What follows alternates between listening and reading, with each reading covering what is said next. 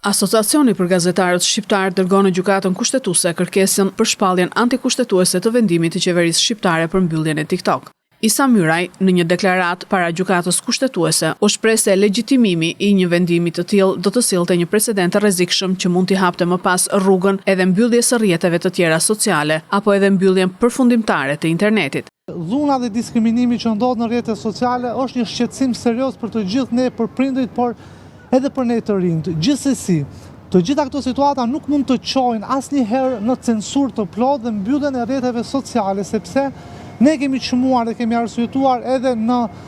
ankesën që kemi bërë në gjykatën kushtetuese se mbyllja totale e TikTok cënon rënd lirinë e shprehjes, të drejtën e informimit, por dhe liritë ekonomike të qytetarëve të Republikës së Shqipërisë. Gjykata Evropiane të Drejtave të Njeriut tani më është shprehur me të paktën 2 vendime ndaj kundër Turqisë, që i ka shpallur si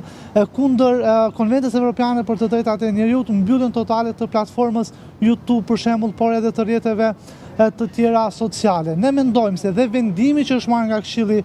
i Ministrave është një vendim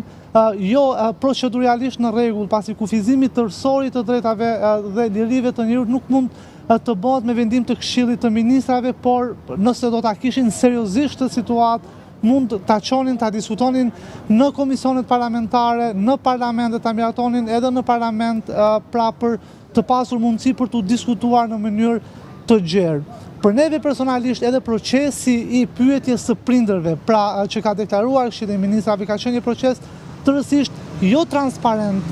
dhe mënyra se si është bërë kjo, qëllimi kryesor për neve është kufizimi i të drejtave, kufizimi i lirisë së shprehjes fillimisht dhe më pas kufizime të tjera. Ne jemi shpresplot, ne jemi besim plot që anëtarët e gjykatës kushtetuese nuk do ta lejojnë që kjo gjë të kalojë, nuk do ta legjitimojmë këtë, sepse kjo do të përbëj rrezik jo për mbylljen e TikTokut në Shqipëri, do të krijohet një precedent i rrezikshëm që mund të çojë në mbylljen e rrjeteve të tjera sociale, por edhe një ditë të bukur, pra në fikjen totale të internetit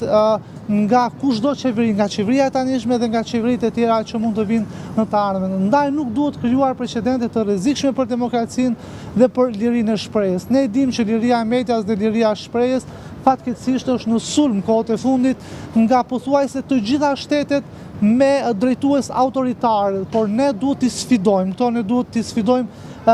së brendshmi tek gjykata kushtetuese, por padyshim edhe nesër në gjykatën evropiane për të drejtat e njerëzit, nëse 8 anëtarët aktual të gjykatës kushtetuese vendosen për ta legjitimuar këtë vendim të keq dhe të rrezikshëm nga ana e Këshillit të Ministrave.